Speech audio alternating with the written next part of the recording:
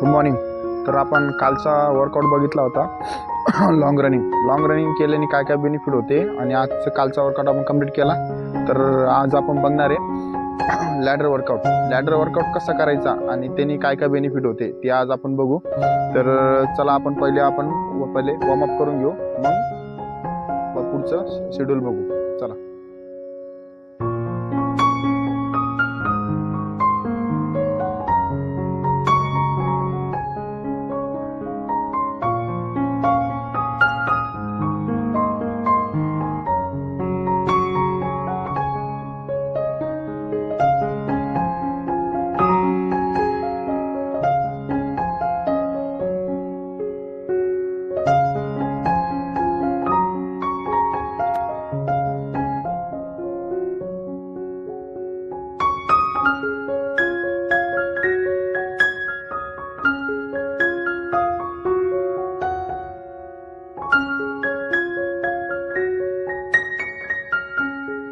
Warm up झाला complete आपला.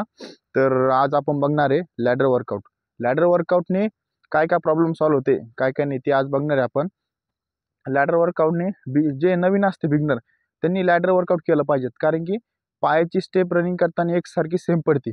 आणि जर तुम्हाला वेट लॉस करायचा असला ते त्यांनी पण एका जागेवर करून एक्सरसाइज, तुम्हाला रनिंगला ग्राउंड नसलं तर लॅडर वर्कआउटने तुम्ही वेट लॉस पण करू शकता.